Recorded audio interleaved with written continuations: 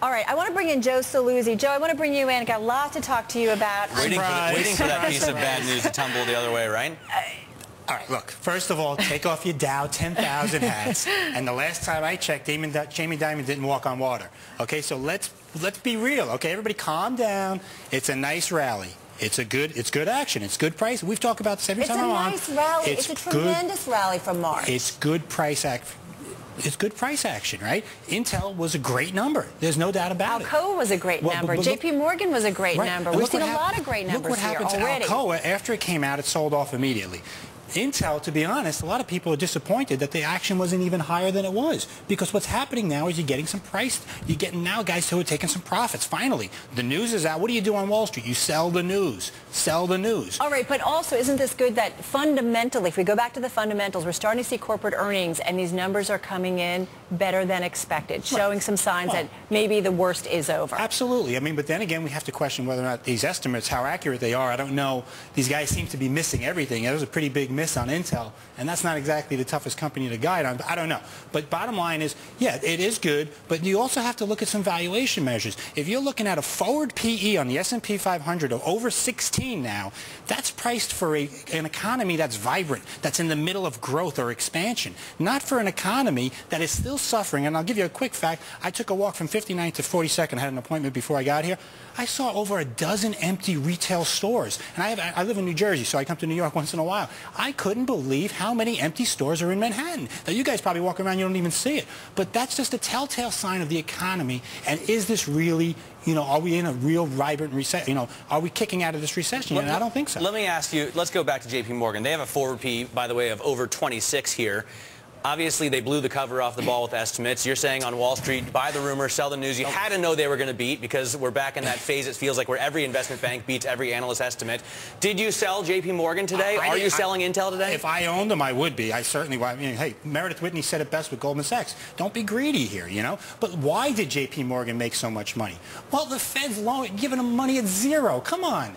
We are essentially bailing out the banks again.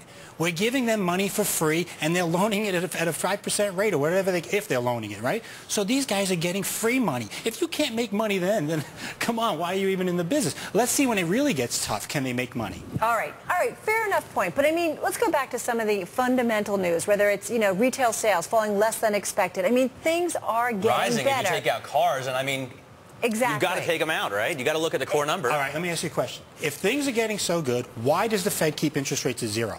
If the economy's so great, why do we still have a zero rate? Don't you think they've got to be careful? They've got to make sure. It's not that black and white either, Joe. You're not saying it's either horrible or so good, but it's moving in one direction, right? The slope has changed up. I've been accused of a few things, but I read between the lines, okay? And what the Fed is saying and what they're doing are two different things. They know the economy is not that strong. They know there's still a hurdle to jump here, and that's why they're keeping the rates over at zero. Hey, you may be right. In the end, you may be right, but I'm betting still that the problems that we have in housing and unemployment and everything else, and the deficit rising, are going to trump all of that. All right, I want to take just a moment here to go ahead and we have Joe Saluzzi here, so fitting to point out that we're back up over 10,000 on the Dow today, looking at right now 10,017. We're going to get Joe a hat. Only about 3 minutes left in the market, so safe to say we're going to close around these levels. Where's the volatility, Joe? I mean, you didn't really see it. You could have called it when you walked in this morning that we were going to go through 10,000. Oh, absolutely. And we just did a steady climb up through it. Yeah, again, but I still think a lot of people were looking for even more today. They were kind of a little disappointed that we only got 100 and some odd points, considering that was a blowout number by Intel, by all means. But an earlier guest, I was looking at his notes, and he said, if you'd asked 6 months ago that we'd be back at Dow 10,000, nobody would have thought it. But here we are. I mean, everybody's realizing Armageddon didn't happen. All right, and I agree that, now we have to worry, maybe concern a little bit about where growth comes from going forward. But you have to concede, Joe, that Armageddon didn't happen. Yet. I agree one thing, that we sold off too hard, and that sell-off was a panic-driven, people got real scared real quick, and that's a function of our market structure, by the way. The way the equity markets are currently set up, it induces these types of volatile days because of all the electronics and the fragmentation, but that's a whole different story.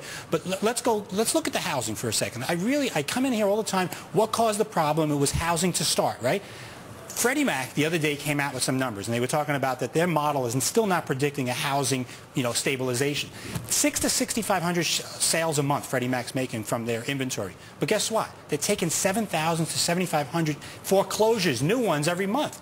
So they're adding to inventory every month. So as much as you say housing to sales may pick up, I'll tell you there's a shadow inventory out there that's going to dwarf every sale that you make. So where do you think the market should be at this point? If it's not Dow 10,000, then where do you think is a more accurate picture of where we should be? Well, I think let's use PE. I mean, 16 is kind of high for something like this. I think more realistically, you've got to be at least 15 to 20% lower to start. But I still think on a fundamental, on a real valuation, you're looking at 35 to 40% lower. And I'm using things like cyclically adjusted PE, the Q ratio, which is one of my favorite fundamental measures of replacement cost. That shows me a 40% retracement. But these are really bearish guys like me, the only freaks who look at this type of stuff, right? But at least 15 to 20%. In that case, you got to guess the market's not going to see it, right? No, of course not. It's going to go straight up. Okay, but price doesn't equal value. We talked about that the last time. It doesn't matter what I think and what I feel and how these numbers shape up. All that matters is these guys are chasing price. This is what happened in the internet bubble. This is what with the housing bubble, and this is what happened with the oil bubble last year. Let's not forget oil at 147. Remember that? You think that was fundamentally valued? So markets are not efficient. And anybody who believes in the efficient market hypothesis anymore, well, they need read a new textbook. Okay? Larry Summers famously wrote a paper on that, starting with people are stupid. Look around. There you go. All right, let's take a look here at the closing levels. We do hear in the closing bell there on this Wednesday, October 14th, 2009. We do. All right, thanks very much. I want to get back to Joe Saluzzi here from Themis Trading. And let me ask you, you said, Carol said Armageddon hasn't come, and you said yet.